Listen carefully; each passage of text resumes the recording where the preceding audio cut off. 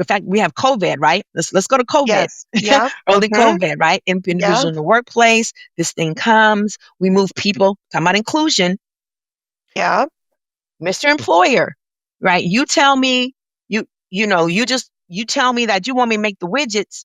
COVID comes, and now you turn my house into your employment office, and you don't even ask me.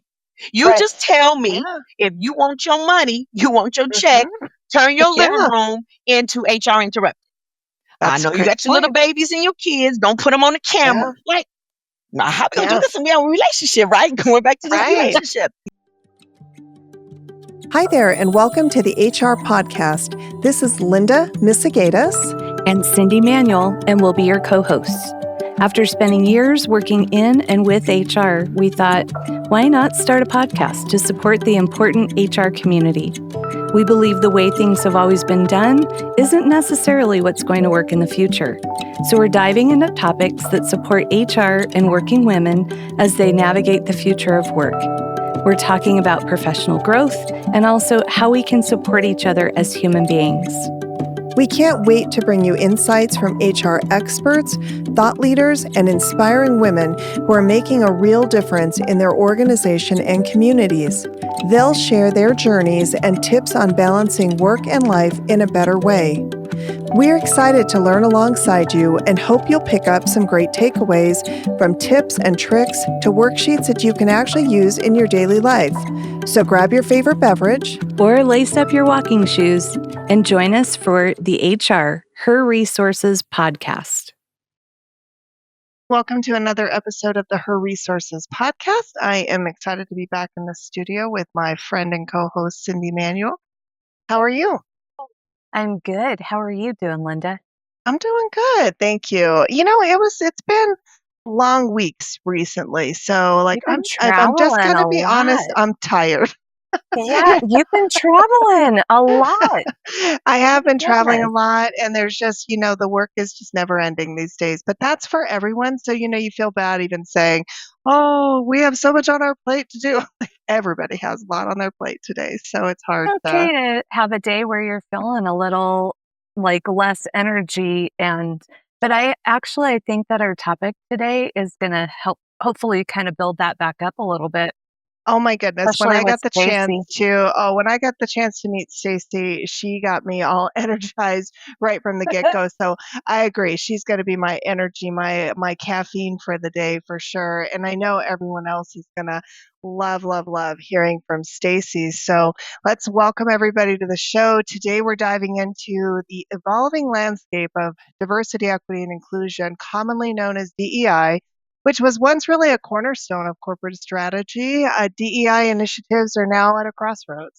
Recent data reveals a shift that only 52% of U.S. workers view DEI efforts positively, which is a decline from 56% in 2023, while 21% perceive them negatively, up from 16% from the previous year. This was per the Pew Research.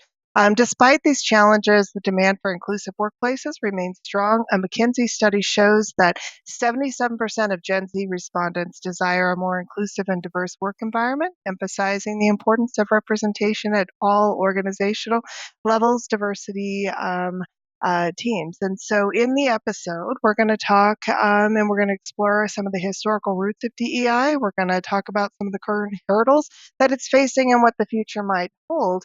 And we couldn't have a better guest in the studio today. So let me introduce Stacey Lewis is the founder and CEO of HR Interrupted.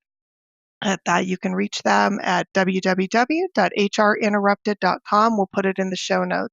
HRI is a consultancy firm that's dedicated to providing expert and proven resources to business thought leaders who have grit to unapologetically disrupt outdated workplace ideologies, principles, and practices that impact the people, business, and culture experience. She is the former Chief Human Resources Officer for the Port of Long Beach, the second busiest seaport in the United States, with approximately 600 employees and generates annual operating revenues in excess of $300 million. Stacey has over 35 years of professional human resources experience in both the private and public sectors. She is dynamic and highly sought after as a transformational speaker and self-proclaimed disruptor.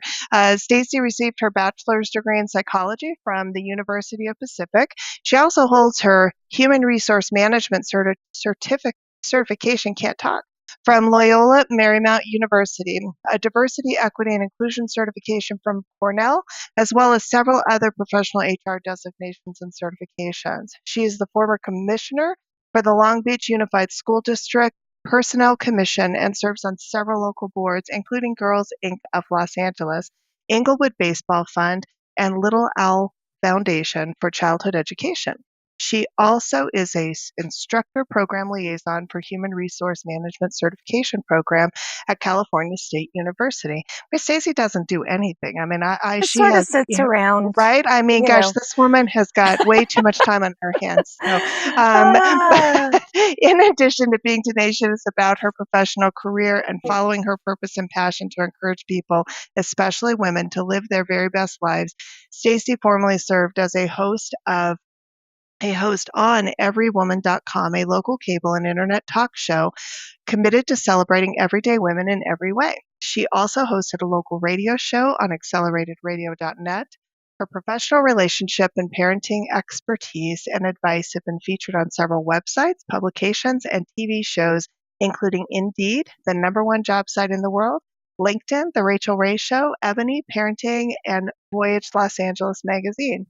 But you know what? At the end of the day, when business meetings and interviews have all concluded, Stacey finds complete solace in bowling and spending quality time with her husband of 30 years and their 3 young adult children and their dog, Louis Vuitton. Welcome to the studio, Stacey.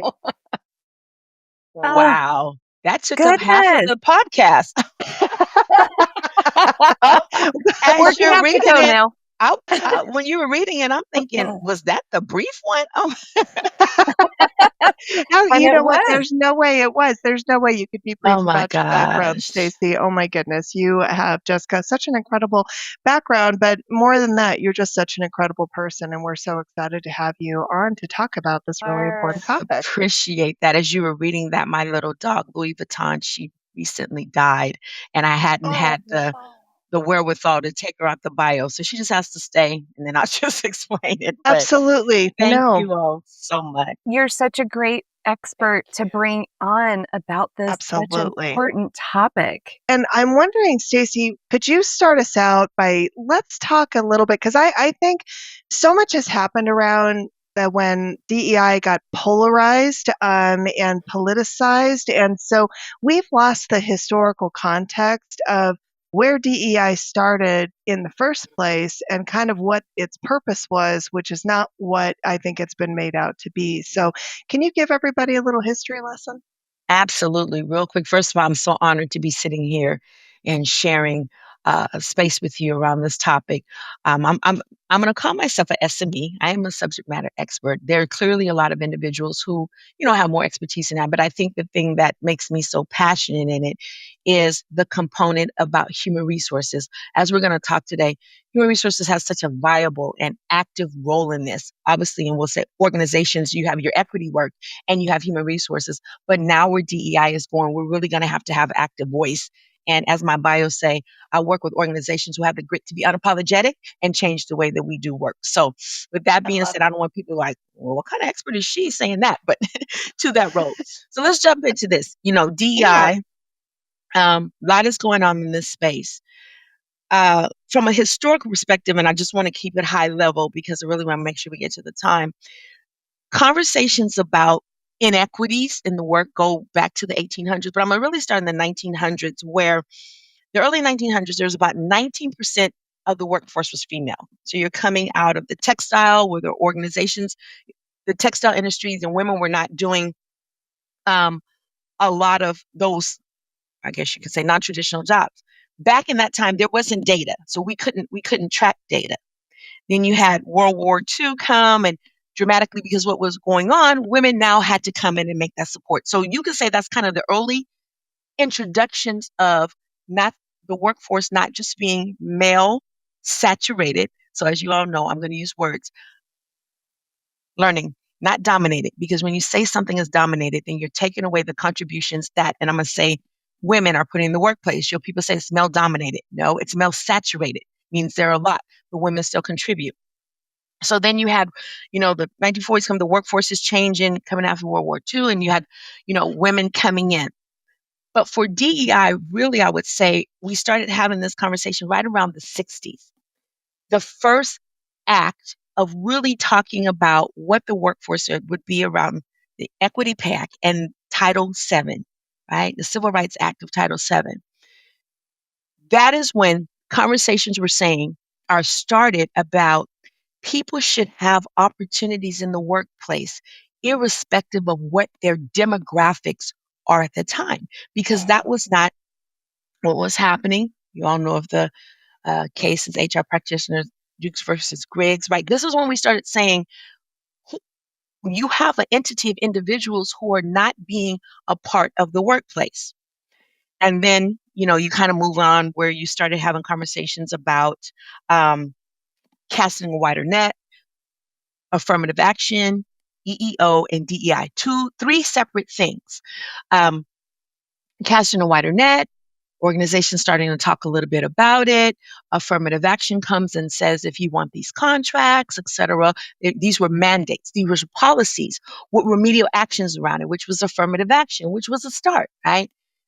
EEO touches on the civil rights part of it, the Civil Rights Act of Title VII, and then, which is more saying, let's look at this from demographics, including everybody. And then you had DEI, which is saying, let's look at this from a holistic perspective. Affirmative action, more data, quotas. You all are not doing well. EEO, right? Equal, because people say we are EEO employer, right? Cannot discriminate based on protected characteristics or these demographics. And then individuals are saying, but really, we want to create a workplace where everybody has an opportunity. So that's kind of the historical from women suffrage movement, right? And I will talk about some of those things, women coming in. That's why when you talk about DEI, the individuals who have benefited most from it, we're talking right now, are women.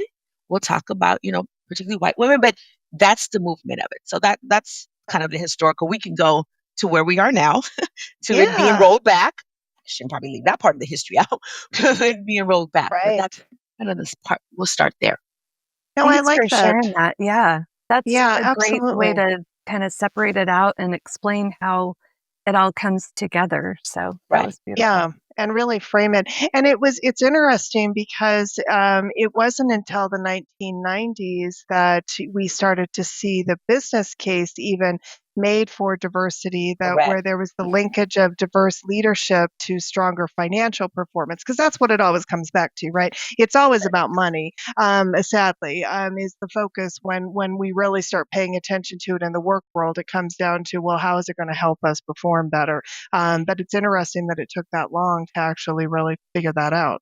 And Linda, you raised a good point. The 80s and 90s, that's where we started seeing more women moving in the workplace. Women really drove this. You started seeing ADA, right? We started having conversations about how are we protecting rights. So that 1992, you had Americans with Disability Act passed. Right. So again, it's moving, perpetually forward. And I bring those pieces in because I think throughout our conversation, it's important to say that DEI is not just about race. Even though the things that we're talking about, affirmative action, it was more on addressing gender, women, and race. Yeah. DEI, that was never the intended focus of just race. It was really looking at individuals in the workplace, irrespective of your background, irrespective of how you show up to have an inclusive part. And we'll get to this later, but it's so polarized now that it's just driven by race. And that's part of the issue. I love that. Well, because you're right. Title VII prohibited employment discrimination based on race, color, religion, sex, and national origin. It was never like black and white. It was all of the characteristics that cover all of the discrimination that, frankly, was happening and continues to happen in the country, really in the world today. So. Well, and it seemed more quantitative, right? It's like, what are the numbers? Are Mhm. you meeting your quotas, so to That's speak, affirmative not to make action. it That's sound right. bad, right? Mhm. But DEI to me feels more qualitative. Like, let's bring people in of all different, let's be inclusive. Um, yeah, it But just feels more here's what happened, qualitative. and I mean, because we're having a great conversation, and you can somewhat understand this. If you're starting with affirmative action, which it was, and there were quotas and numbers, it's hard if you were an individual that felt that that did not benefit you. Right. And then now an entity is introduced that's called DEI that's taken the broader perspective. That quota, that number, that policy, that feeling of you have to is also a part of why DEI, because people are saying DEI, that affirmative action is DEI. No, it's not. And so Yes. changing that mindset, because Right. people are saying you are bringing in quotas, you are not thinking about me. That is not what it is. And Yeah. and as we talk later, organizations are going to have to, all ahead of it, really do a good job to distinguish the two. And HR is going to play a huge part in that, making that distinction. Yeah. I think that's a really good point. Well, so talk a little bit about what were some of the early successes in the DEI initiatives and the challenges that they face, because COVID plays a role in this, George Floyd plays a role in this. Talk a little bit about like what created some of those initial successes, but there were also some challenges that were faced along the way. Well, I think one of the good points about, or interesting part about this is I have, as I educate the next era of HR practitioners, and they're saying, why all of a sudden DEI? And I tell them, listen, I came up when it was called personnel. We've been talking about equity work, and that's the term that Right. I use, Yeah. right? Because when words mean something, especially in this space. So we've been doing equity work. I was doing it was with personnel. It was stuck in HR. It was primarily done from compliance, right? But we've been talking about this. We just talked about the history back to the 60s where conversations were talking about how are we making sure that individuals have an opportunity to be a part. So you had affirmative action coming and saying, please open the workplace for admissions in colleges, higher education. So there was some success there in saying, we're going to help you, organization, because this is what is the right thing to do. The workplace is not just a monolith of one faction, right? So those were some of the successes of having the conversation, first having the conversation. And then you mentioned acts like the American Disability Act, FMLA, all these things where we started talking about what impacts employees in the workplace. And we move from just making people feel happy to have a job. You all are HR practitioners. If we're really honest, there was a time as employers that we just made people feel that they should be happy to have a job. Yeah. Make sure you get a paycheck. We don't care about you being a parent. We don't care about who you want to love, kind of love, may love. I don't want to hear about none of that. Keep Come all make that my widgets. separate. Yep. Right. Make my widgets, make Right. them good, and Yeah. go home. Show up to And work. so show up to Yep. work. So now you're making us, and then there was about compliance. We talked about equity to ensure that we were not violating, EOC or Title VII. So that's kind of in the beginning, at least having the conversation. That makes a lot of sense. From Yeah. LA, again, all of these, acts coming, and then affirmative action, those were policies. Okay. Then we get to, and I think this is what you're talking about, more of the DI perspective. Individuals are coming in the workplace, right? So you have the generations, and I hate this term, Linda and Cindy. I hate labels of traditionalists, Oh Gen my X, goodness, baby so do boomer. I. Yes. Like we're Yes. all individuals, right? We're That's individuals. right. So for the new individual, this is Gen Z, Alpha, Beta. I don't know. I just say for the new era of leaders coming in the workplace, as the workplace started changing, individuals coming in saying, "Hold up." I appreciate that worked for you before about, me just wanting to make widgets, but I'm not going to be productive doing that. I'm I've not going got to a be life. productive. I Yeah. got a life. Yeah. Yeah. And you're asking me to do something. I need something in return. That's Yeah. why for me, as an HR practitioner on this side, I always tell my clients, work is a relationship. every HR practitioner who's under the sound of my voice, and I tell them, let's stop selling the wrong narrative. Work is a relationship. Yeah, When you that's are so in a true. relationship, and I'm going to the success and how we turn. When Yeah. you are in a relationship, married 33 years to a wonderful man, what's important to him is important to me. What's important to me is important to him. So we were up here on this side of the pendulum where Linda, Stacey, and Cyndi just came to work, make my widgets, and don't tell me anything. Mhm. Yeah. Right. To now kind of moving in that work is a relationship. And so Oh. I'm going to come to work and I'm going to do my pleas. However, things are changing.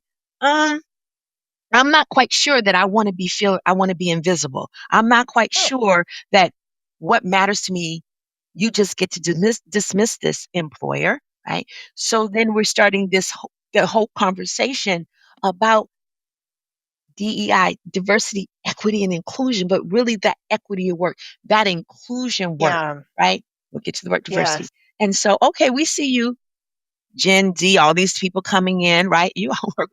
Listen, I'm not staying at a company 30 years to get a fake watch and a retirement party that you hosted at El Pollo Loco. Not that anything's wrong with that, but no, I'm not doing that. I don't want your I love their watch. chicken. I'm not Yeah. gonna lie. I love Yeah. it too, but I'm not doing that. So Yeah. let's, in our relationship, since I'm not gonna be married to you for 30 years, by the time we are together, what can we do? Okay. So now we start with having conversations about inclusivity. What does that look like? Moving away from race, moving into, I may have whether I have a physical, doing a physical focus and I need some assistance to help me. Can I not be a part of the organization? Okay, so then now we're starting to have that broader conversation. Where did it, where did the shift in focus, or where Mhm. did it go sideways, or whatever you want to say? Yeah. Well, before we get there, and then we saw George Floyd Yeah. murdered on TV. Okay, we're going to talk Yeah. about this because people always ask me, Stacey, like, what's this recent resurgence? Right. Linda and Cyndi, whether we like it or not, America, very broad in definition. Okay, I'm just going to say America. Yep. We have not been willing to have the tough conversations about, particularly, and I'm going to say race, but just race, because Yeah. that's kind of driving the George Yeah. Floyd in It the is. workplace. How we have not reckoned or atoned for some of America's behaviors. I'm just Yeah. going to leave it right there. Okay. Yep. What happened is in May of 2022, when we saw a gentleman on TV lose his very life, individuals started, and then the fact we have COVID, right? Let's go to COVID. Yes. Yep. Early Mhm. COVID, right? Individuals Yeah. in the workplace. This thing comes. We move people. Talking about inclusion, Yeah. Mr. Employer, right? You tell me, you tell me that you want me to make the widgets. COVID comes, and now you turn my house into your employment office, and you don't even ask me. You Right. just tell me Yeah. if you want your money, you want your check, Mhm. turn your living Yeah. room into HR Interrupt. I That's a know you great got your little point. babies and your kids. Don't put them on the camera. Yeah. Like, now how we gonna do Yeah. this and we have a relationship, right? Going back to this Right. relationship. Yeah. So then we've been Great told before point. you can't work remotely because if you work in public sector and you have a fiduciary responsibility, and all those things are true. So we had that. And then we had George Floyd, and people are saying, "Wow, this is a conversation we didn't really want to have, and it's more Mhm. prevalent than we thought." Right? And so Yeah. you started having individuals in organizations, because we saw what happened in the summer, and the employees who are working there in that relationship saying, "Hold up." Yeah. See, I come Yeah. to I come to your office every day, but right now I'm not coming to your office. You're in my house. This is important to me. Social justice, this work, how we are navigating as an organization is important to me as one of your employees. What are you doing about it?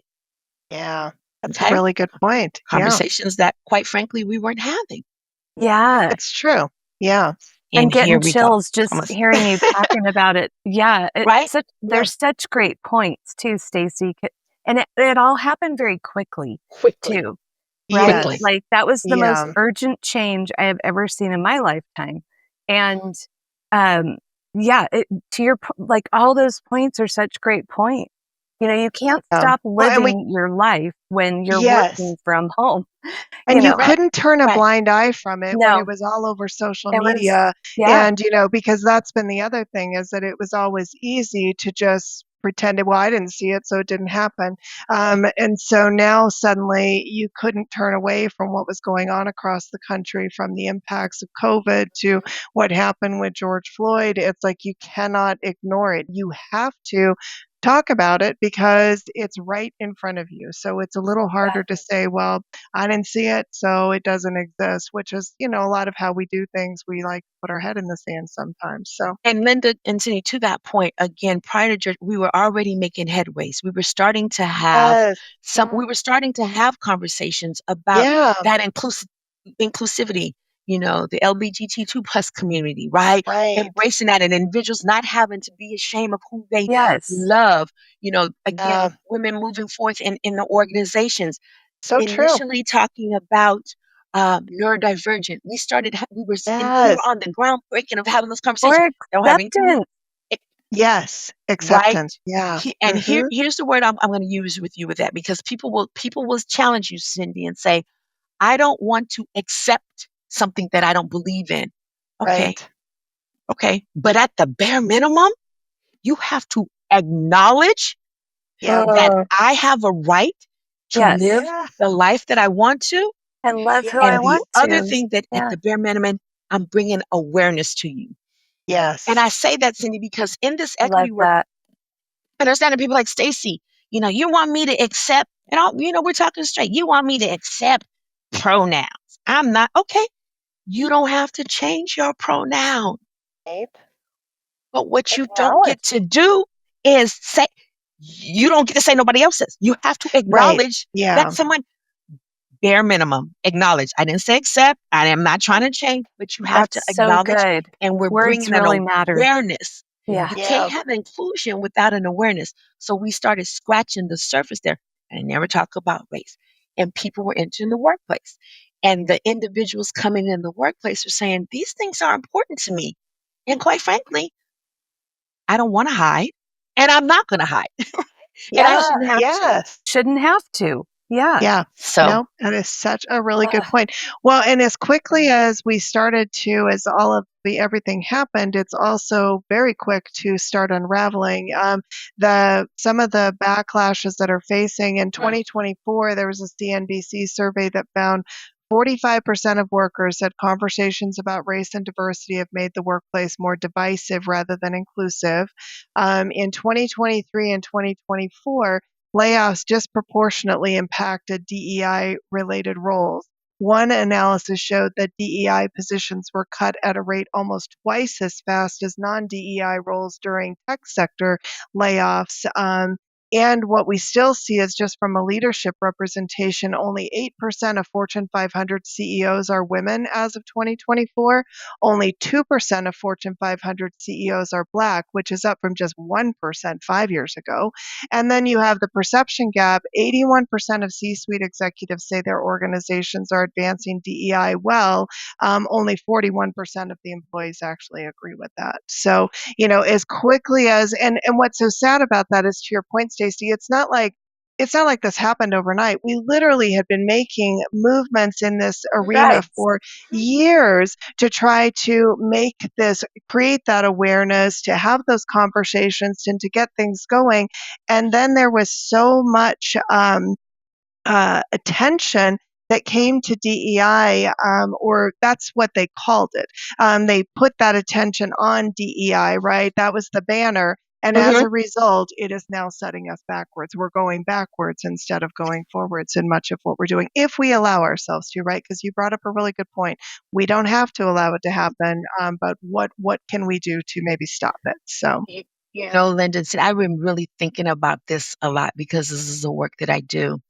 And again, with the progress that we were making with DEI, for me, DEI and what HR Interrupted wants to be committed to is DEI was allowing individuals in the workplace, in that relationship, to be who they are. You all worked in HR. You knew in the past if somebody was maybe considered to have they were having a mental health crisis. Oh, We yeah. didn't call it that or give Oh, resource. no. Oh, that's a poor performer, and you discipline them out. Yes, that's right. Somebody comes and asks for, may need, we call them accommodations, now. And even with that, I'm just saying, let's build structures that, address all ways that people learn, right? Instead of accommodations, the kind of things it's like, let's build workplace structures in this relationship that accommodates the way everybody embraces the workplace. Right. Well, no, you wouldn't get an accommodation. So that DEI focus was creating the relationship that everybody can thrive. What has happened is it is not focused on the holistic approach. It's focused on race, which we all know has been a lead-in, I'm going to use this word gently, a lead-in conversation thorn for we done went back to the 60s before that, right? Absolutely. And we talked about gender. And so that's what's so disappointing to me, because doing this work, I've seen so many strides. I worked at a public organization, and our CEO, or back then, I guess he was the director of our information man. He was legally blind, and he was the director. We would have never saw those days before. He might have even gotten an interview. He can't do it. He's not normal.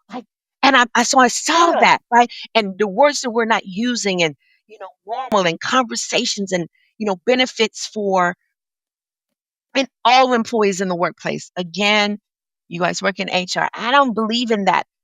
Didn't nobody ask you what you believe in? We didn't ask you what you believe in. No, we didn't care. We're not, because here's the part, Linda, and here's another thing about DEI, and we have to own this part of it. Remember, I told Cyndi, Cyndi, I want us to pivot a little bit on that acceptance words. That is what's happened. A faction of the organization, a demographic in the organization has felt that this has been rammed down their throat. I have to accept it. Right? It has been rammed down their throat, and they sit in a seat of power. So first of all, you could not be, how do I say, we need you as part of the conversation. And so when you feel that you have not been included, and you see different entities coming in, and you're feeling like, I don't have a say, I have to do it, this is what we get. This is what we get. People would dispute this, and I'm fine. I'm willing to have a conversation. But the approach of ramming it down your throat. So I'm gonna give you an example. I did a equity conversation recently, and all I did was two gentlemen there. They identified as white cisgender male, and I showed a slide between equality and equity. And afterwards, both of them came up to me and said, "Can we talk to you?" And I said, "Yeah." This is exactly what they said. They said, "First of all, thank you. You're the first person who does not look like us, who has not made me feel that there's something wrong with me for being a white man." This is what they said. I don't know if that was whatever. You made this conversation more comfortable. Second of all, thank you for talking about equality and equity, because I put them as the same. And I'm going to be honest with you, Stacey, I felt and I believed that if somebody else got something, I should get it too. And how come I can't get anything? But when you showed the slide about equity, and that's meeting the needs of people, everybody could see over, you guys have probably seen the slide, can see over that gray wall that you talked about, those internal systemic barriers that have prevented people from moving forward. That resonated with me. And that's awesome. And here's the words. And thank you for using the word awareness and acknowledgement, because I get to control that per se, right? I get to control that per se. I'm just becoming more aware. And I told them, I said, all this is awareness. The way that we believe, and this is all of us, we all have biases, right? And a lot of this is driven by our biases. You have things that are in you that have been ingratiated from the people who you love. Stacey Lewis of HR Interrupted cannot come in a 3-hour training and make you change everything that you know is real, because your mother, your grandma, abuela, papa told you. That's a long history. But what I Yeah. can do, if you activate your intellectual curiosity through our community agreements, is afford you the opportunity to say, I hadn't thought about that way because that's not my experience, but that is another person's experience. And because I do want to be a person who acknowledges that everybody, because I told them, now, if you don't want to acknowledge that everybody has a place in the workplace, don't play with it. I tell it to them, don't Right. play with this. Yeah, it's But true. you came to me, so I'm going to say it. Then that's the bare minimum that you can do. So Yeah. I I really love that. appreciated that, right? And, they came up to me afterward. They're like, because I'm going to be honest with you, I didn't like this DEI. I really don't. And I felt that I was excluded.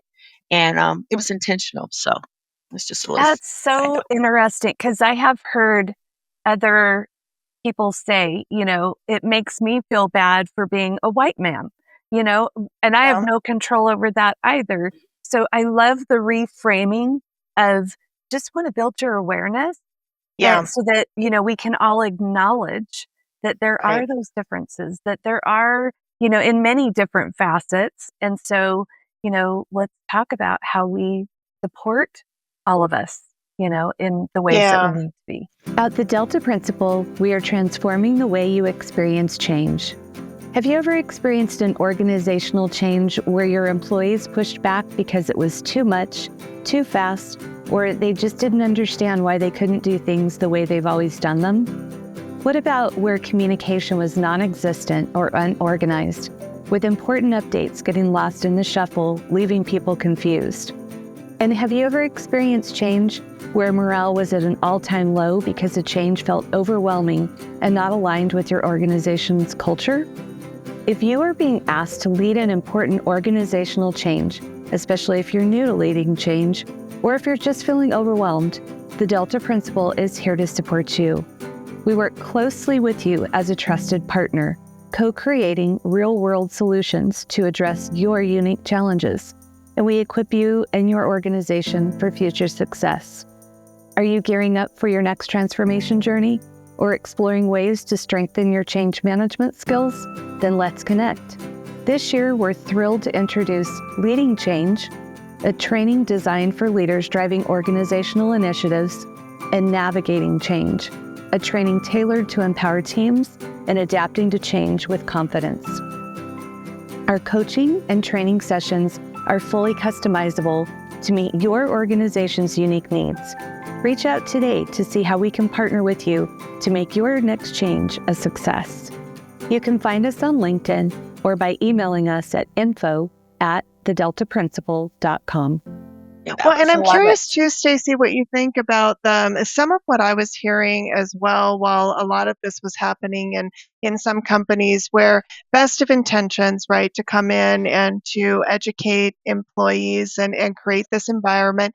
However, I think what I also heard through all of that was some people who maybe didn't agree with something like you brought up, like the pronouns, or maybe I'm not comfortable with same-sex marriage. I'm okay if you do it, but I'm not comfortable with it. Or maybe I have some other bias that I've had all of this time. Suddenly, a lot of people in the workforce felt like their voice had been silenced because now they were afraid that if they spoke their truth and said, respectfully. I mean, these should all be respectful conversations, not the ignorant people out there, but the respectful conversations where people said, I now don't feel comfortable saying I feel like I have to be on the bandwagon because if I'm not on the bandwagon, I'm out.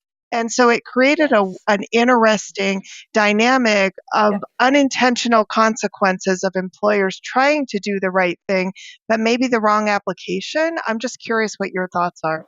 I absolutely love that. I love that. And this is the thing that I say in this work. And there are so many amazing individuals that do this work that I look up to. I mean, just the equity work. But for me in this space, mine is always about awareness. My thing is about awareness. When I am having conversations, I don't even call mine training because with equity work, training means there's a start and there's a stop.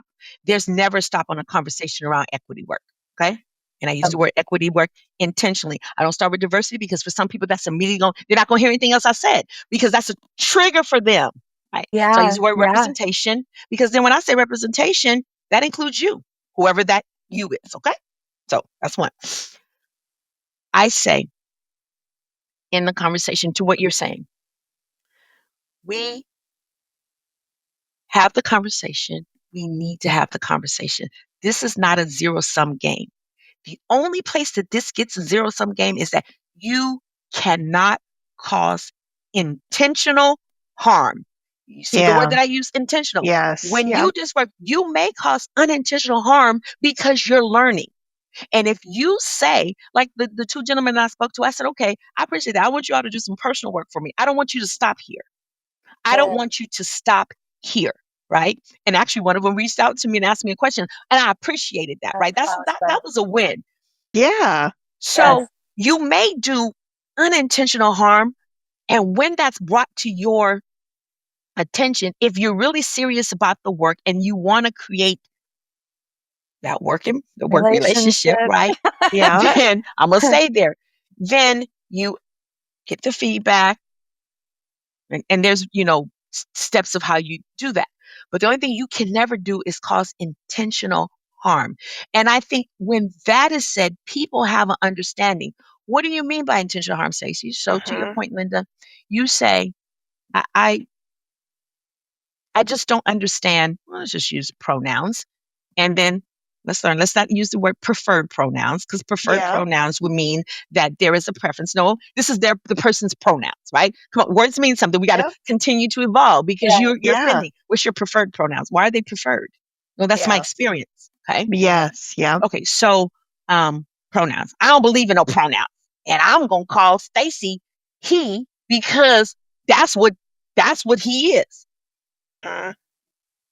So you have a conversation with me. You say you want to work with me, and you continue to refer to me as he.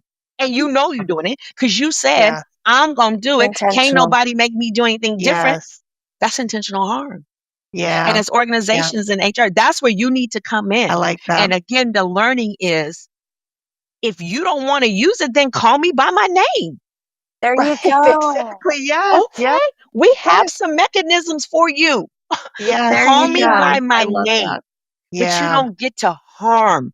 You don't get to do intentional harm. So Linda and Cyndi, as we're talking to the group out there, that you hit it spot on. People are feeling, I don't want to have the conversation. You have the right to say, I don't understand this. Yes. Yeah. Do you want to? And right now, I don't understand it. And to be honest with you, I don't even want to learn. Okay, I can respect you for that. I can respect you. I can respect you for that. So what I'm going to say to you is say, okay, you're wherever we're an organization, kind of, this is not going to go away. Right. So, you can take that position. What you cannot do is, you cannot harm. There are things you can do. If you feel, have the conversation, let us unpack it, right? See, offer that to that person. If you're feeling this kind of way, can we talk about it so we can unpack it? Yeah. Right. I But like it's that. not, but it's not going away. So you got to, we can't pretend like, okay, well, because Stacey's uncomfortable, then we ain't gonna never talk about it again. No. Right. Yes. See, that's in your house. Right. That's not in HR Interrupted. In your That's house, you right. ain't never got to talk about it. But here, my relationship, we're going to talk about it. I like that. Just because we can't, people are being dissuaded to refer to DEI as DEI any longer. We now have a different kind of conversation so that we get the representation, and so that those companies that I would want to work for, who are inclusive and have equity and have diversity, I would still be able to go and work there, whether they call it that or not. It's what are they representing? You know what it is? The representation. It is employee engagement and organizational strategies. You got to change the term. You got to take equity out because that's a buzzword. It's employee engagement in our work relationship. How are you engaging your partner? Come on, HR practitioners. Let's move away from the word. You could call it zero. You could call it silent. But you still got to, how are you engaging your workforce? Yes. And you will not be able to successfully engage in that work relationship, if you are not focusing on, or at least in that relationship, addressing some of the things that are important to the other side of the relationship. I did a podcast recently. I think both of you saw it. And I was telling the person, I've been married 30 years. If my husband steps out on our relationship, I got a couple of choices. One, he either needs to come home with some diamonds and some purses, and I might forgive him, right? But we That's in the right. relationship, or I may make the decision that I no longer want to be part of the relationship. That's right. Yeah. And so again, in this, it's employee engagement. As an employee engagement, how are you engaging your employees? And for the employees, and I'm going to say something, it's how are you embracing the organizational strategies? Here was Yes. what has happened. We were way over here, and this is still all about this equity work. We were over here, employee, you better come to work, blah, blah, blah. Then COVID came, and we moved over here. Pendulum Yeah. swung. Yep. And voice found their voice, and rightfully so. But now, if Yeah. I'm not never coming back, you can't make me come back. If I can't come Yeah. back, blah, blah, blah, blah. You boycotting the department, you have to come back. Okay, last that I checked, it was called HR Interrupted, not Cyndi. So if your name is not on the company as an organization or relationship, right. I got the right, because I got to send this relationship too. Absolutely. Yeah. Employer. both ways. So what we're going is we're coming back to the center of it. And Yeah. in this organizational, strategies, employee engagement work, and that's kind of the terms I'm moving to. Now we identify both parts. Organizational strategies and cultures, that's where you help employee. And Right. employee engagement, this is where I help you to come in. So I that's like why that. I'm telling you, HR is going to have such a powerful and active voice I in love this that. work. Because we talk a lot about, Linda, from the very beginning, we've talked about HR deserves a seat at the table. We are there from an HR perspective to support both the organization and the employee. employees, Yeah. right? And Yes. so Yeah. this is just Yes. a prime example. So if I am an HR practitioner, what are some of the things that I can do, Stacey? Because this is a Good little question. intimidating. Yeah, it's a little daunting. You know? Yeah. Okay. First thing, my favorite question is, as an HR practitioner, contributor, influencer, you have to understand, and this is going to get some little controversy, but that's okay. We in HR, we don't run from that. No. You are a neutral advocate. I That's like what you that. do if you do HR well. You're a That's right. neutral advocate. See, we get the smoke that we get in HR because the other part of the relationship, right? First of all, we're not even letting people know we're in a relationship, Right. right? They're dating us, and we over here dating 4 or 5 people or whatever. They don't even know it's a relationship. You're a neutral advocate. So people say, oh my gosh, HR is only for the organization. They don't like people. No. What happens is as a neutral advocate, there are times where the work that you're going to do is going to align more with the organizational strategies. Remember, organizational employee engagement, right? Yeah. For whatever those reasons are. But when you're in a relationship, and my husband says, he calls me sweetie, today we're not in a position to do XYZ. He's saying that from the organizational position, but because he has shown me that he cares about me, right? Yes. I'm good. Okay. Yes. So there's times Yep. we'll get organizational strategy. There are also times where you're going to have to go to you're on the employee engagement, going to the organization and saying on that side of the relationship, sweetie, or what I'm saying, I hear you, husband.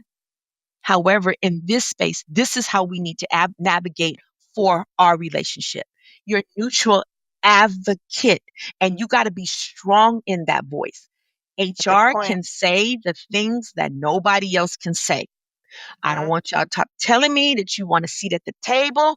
You you are the table in a lot of spaces. I like that. Yeah. That's As really it relates good. to the Yeah. relationship. Oh, good. Yes. Now, I get that you want to make high level. I get that. But when it's done well, you can say what nobody else can say, probably should say, because there's safety in that space. That Now, is very you can't true. be reckless and irresponsible with that seat, Right. but you can do that.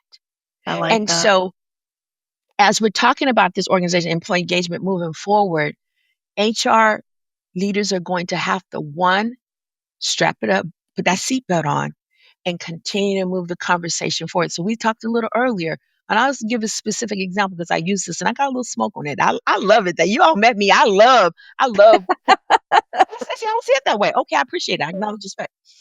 I don't want another HR manager to tell me, a HR practitioner tell me, okay, well, the hiring manager just gets to make the ultimate decision and that's it. Yeah.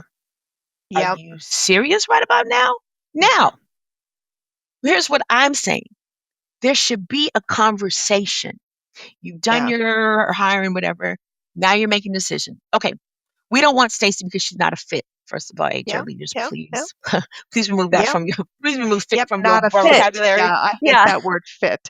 They're not. Why would they not add to our culture? Why would they not be a great contributor in your space? Whatever that is. Just try. Okay. Why? Here's what's happened in the past.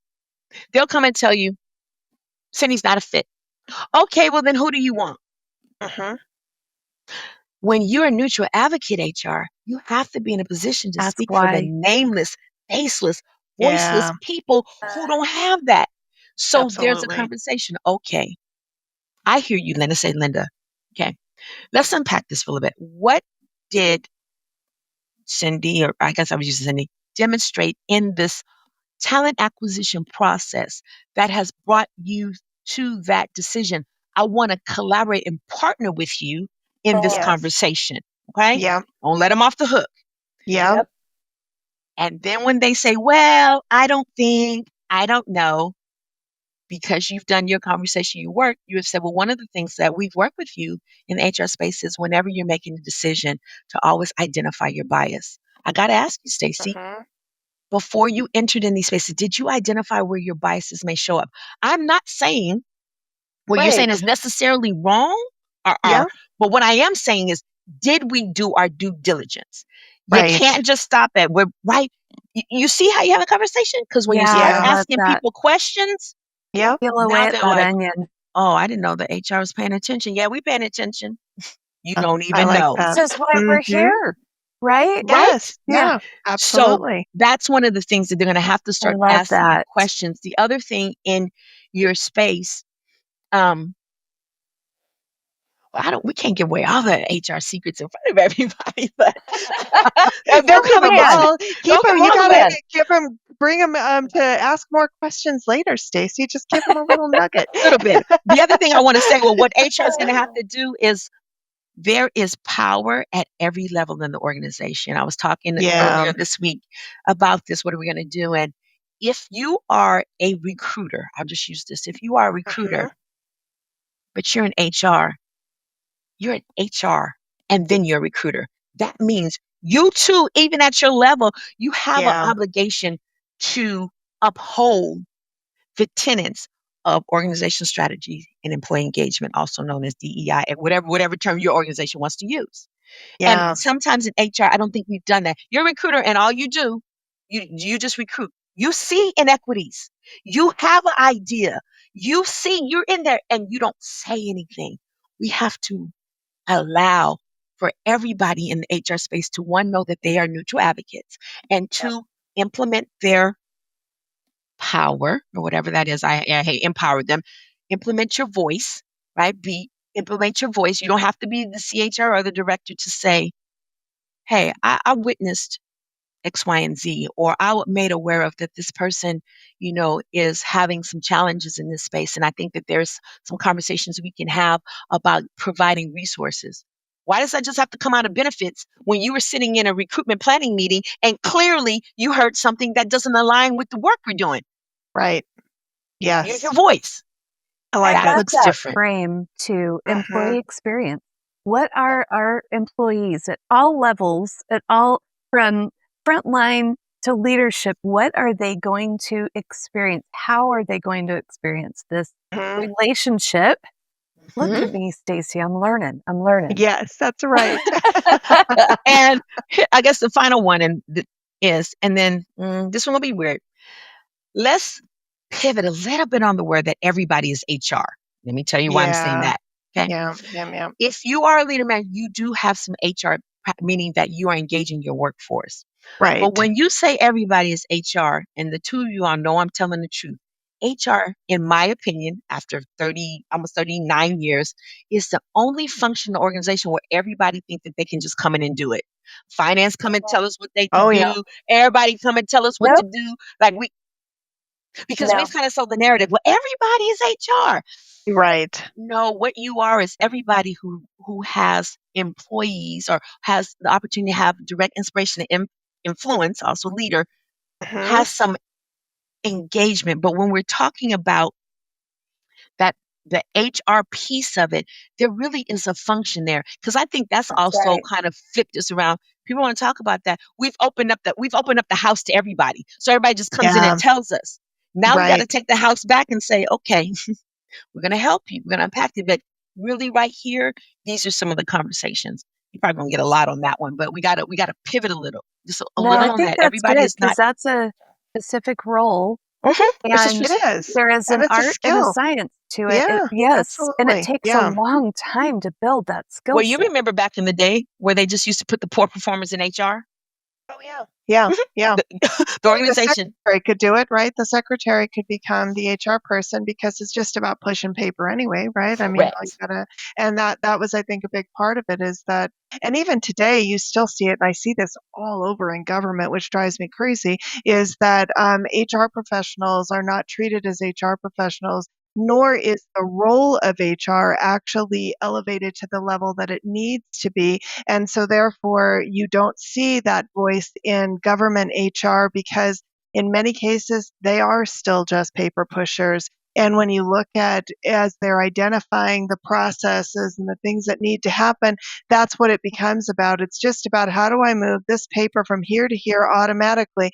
They're not even talking about the role that HR plays in all of these. Strategic. You have some standouts. Obviously, you are a standout in all of this, Stacey, and I know I can think of several women that I know across the country right now that have strong voices in government HR, but they are the minority. They are not the majority. And we need to elevate that conversation or we will never see the changes that need to happen. You talked to a couple of them, Tamara Dixon, Jennifer Fairweather, some Yes. baddest girls in the Yes, games. I mean, you're talking absolutely. about public sector who are doing this work. And Linda, Yes. you're right. That's why from first of all, I applaud the two of you what you're doing. Thank you for doing Thank this. you. Thank Every Thank you. little you. bit helps for HR individuals. We have I don't even let my HR people tell me I want to, I want a seat at the table. Come on, come on, come on, come on, come on, y'all. Mhm. You are already there. Love that. Now, people may not, you might think that they don't recognize your chair or whatever that is, Mhm. but you're Yeah. right. HR has been beaten up for so long. And so what has happened is, like I was using an example about the hiring manager, we've just allowed that because we've been trained. Don't ask questions. Just do what I tell you to do. Give me what Exactly. I want. Yep. But when your organization fall apart and then you got to go to Who do court and you all look this, to? now you want Mhm. to bring us in. You want us to have, Yes. All the no, no, compliance. no, Yeah. no, no, Yes. no, Yeah. no, Absolutely. no, It's Yeah. no. more of a So consultative, or should be more of a consultative role, right? Yeah. And thought, Absolutely. thought leadership and brainstorming and the conversations and all those. And that's what I loved when I was in HR, were So, those Cindy, that means conversations. you start that with your HR technician. You see the Mhm. difference? Yes. See, Yes. we Yes. wait Yes. till Yes. you get Yes. to a analyst or whatever Yes. it is. From your Every role. secretary or your Yeah. EA. Again, what I said, if they see an inequity or they see something in the workplace that's not aligning with the tenant, they should be able to have a voice because they sit in HR to say, hey, listen, that's not enough. That's where you start Mhm. HR. Yeah. You're a neutral advocate from EA to CHRO, and then I like start it. building those things within the organization. And then I'm just gonna say it. And then the old school, old head HR people who've been there a long time, sometimes y'all got to get out the way. We got to get out the way. Come on, y'all know. They Yeah. ain't gonna watch Very our true. podcast after this. That is true. We gotta get out the way. We do. We They do. will It's so let you true. know you're not Yeah. gonna change. You still old school push papers. We gonna do recruitment. We gonna have an exam Yep. plan. Oh my God, we gotta make our hiring managers happy. Just do Yep. Nope. Time for you to move get your along. I retirement. We totally agree. appreciate you. Get your purrs, your stirs, your lurch lace, whatever. We love you. Yep. You contributed. Thank Yep. you. We need boots on the ground. We need people who gonna buck up Yes. professionally and say Yep. no. No. I love that. I No, hope they that still is watch the so good. podcast after that one. I love this. I do That is think powerful advice. I love it.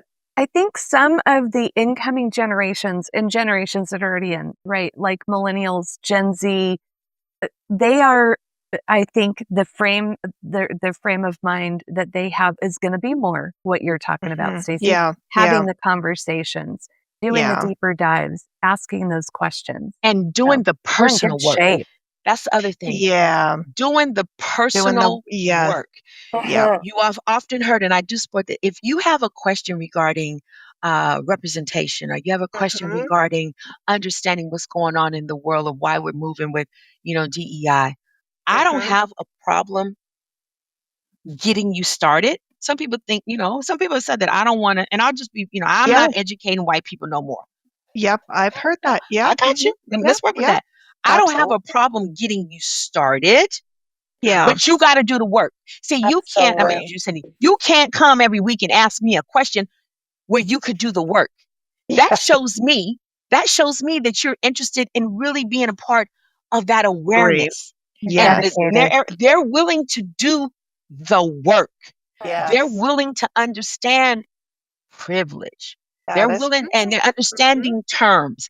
They're willing to engage and move it beyond race, even though that's and really talking about what's important. And working from, working from home. I tell people, stop telling people return to work. That's such an offensive term. People have been working from their home since 2020. They're I returning to the loved office. when I heard you say that. And now, Stacey, every time I hear return to work, I correct people. Yeah, please correct them. That's offensive. That's offensive to the relationship. So I haven't been with you for the past 2 years. Exactly. I've been kissing for the past 2 years because you've sure been blowing up my teams. Yep. Returning to the office. That's right. But Returning to the to office. your point, they're willing to do the personal work and be okay with saying, I don't know where to start. Yes. Resources are out there. Absolutely. Books that you can read. Mentoring is available. Mentoring. Understand neurodivergent. Understand mental health. Understand, what inclusion, understand what it looks like, when you feel that your privilege is, being attacked. And so you buck up. Understand that too. Yeah. You see what I said about that? Understand that side too. I'm not saying that you have to agree, but you can't do it if you don't understand me as X, Y, and Z. I've been in charge for a long time, and I'm feeling that is at risk, and so I'm coming out swinging. Can we talk about Acknowledge that too? Yeah. Well, you should just so get true. it. No, Yes. not HR interrupted, not Stacey Lewis. Everybody has a voice in the conversation. I love that. I love Stacey Lewis. I love She's Stacey pretty Lewis. awesome. I do too. Yeah, she is amazing. I'm glad we. I would tell you all one. Do I have one story from one last? Do I have time for one last story? Please do. Absolutely. I've been doing this work. I love this work that I do. I'll tell you.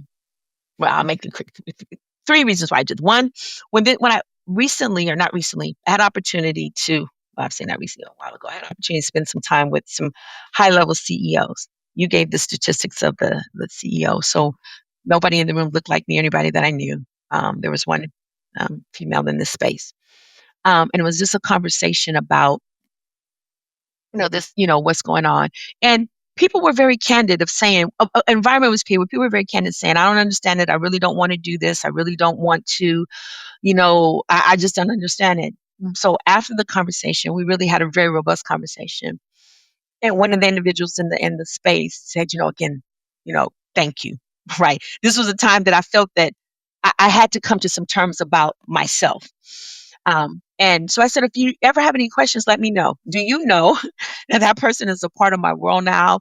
He called me not a while back. And when all this happened, and he was like, okay, so talk to me about this, because I'm confused. And my community, and I love the way he said this, my community, and I said, I know who your community is. He goes, okay, Stacey, my community is asking, and I want them to get it right. That moved me to tears. That moved me to tears, because I would have never happened. I am a Black woman, right? And we kind of raised. He's a white man of high influence. He said, my community is asking, and before we tell ourselves a story, because you said that in the conversation, love that. What should I be saying? It was, Two, I love it. my mother is of Hispanic. Well, she's from Costa Rica, so identifies Afro-Latino. I love Costa Rica. And she spoke to me in Spanish up to the age of 3. And then for whatever reason, my father came home and my father said he was embarrassed that one day she was speaking Spanish out in public and he forbade her to speak Spanish in our home and really just robbed her of her culture. And that Yeah. was hard for my mom, right? And so I always said that when I got to this space that I would honor her because she was robbed of who she was, her identity, simply because another faction didn't understand. And because my mother didn't have a strong voice in the relationship, she kowtowed and she lost so much. Yeah. And then 3, early in my career, I applied for a job. I went for the interview. The environment was very sterile. I'm not going to say the name of the organization. They're still around. Environment is very sterile. So we, you know what that means. Make a long story short, you know, just some really inappropriate things were kind of happening in the lobby, conversations that the HR person was having. That's why I talk to you HR people. Yeah. From the front desk, they are the first line. Inappropriate conversations going on. Gentleman came to pick me up for the interview. He saw me. He clearly had made a decision about me based on the way I looked. He hollered my name clearly across the room, didn't even shake my hand, called me into his office, and he started his conversation by saying, we here at pride ourselves on who we put in front of our people. So that was code for it. It's not going to be you, little black girl. Oh my gosh. Yeah. And so I was like, wow. And at that moment, I spoke for, I believe, every nameless, faceless, voiceless person who has been judged by simply the way they look, simply the way they show up, simply who they love, simply whatever that they are demonstrating that is maybe different or unfamiliar words, okay? Unfamiliar or uncomfortable for the other party. And I just told him, I said, you know what, let me stop you.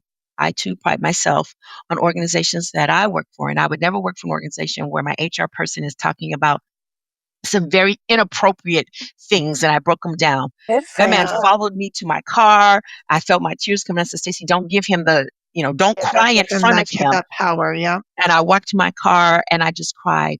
And I said at that moment, Cyndi and Linda, that whenever I got to a place of inspiration and impact and influence, that I would never, ever allow that to happen. And doing this equity work for a long time, I will be very honest in saying I didn't have a Stacey Lewis. I didn't have a Linda or Cyndi. And so I made some professional decisions because in the relationship, I had a partner that really didn't care about me. They just cared about what I could give, like an abusive relationship, what I could give to the relationship, absolutely. what I could give. What were they And so I made some decisions that impacted others. And sometimes they look like me because I was told that by the person that I was in the relationship with. And I knew it was wrong then. And I knew I needed to get that. And so that's why what I do for HR Interrupted, I don't ever want anybody to feel that way. And if I could go back and say some sorries, I would, but I can't. But what I can do is make sure that's not perpetuated. I love it. Love that. Anywhere. So I love that. That's why I do what I do. Yeah.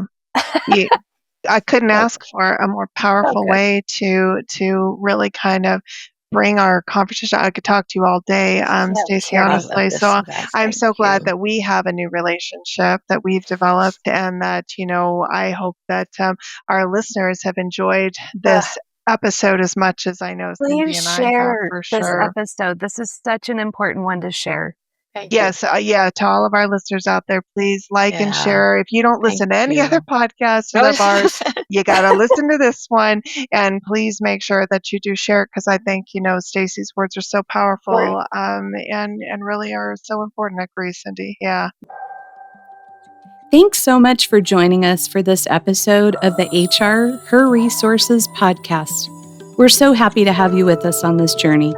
Music and production by Logan Misegadis of LJM Productions.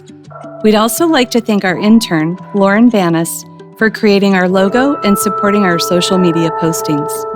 If you'd like to connect with Logan or Lauren, you can find their information in the show notes. If you found value in our discussion and think someone else might as well, please follow, subscribe to our LinkedIn, and share with a friend. Until our next episode, please take care and continue to support one another.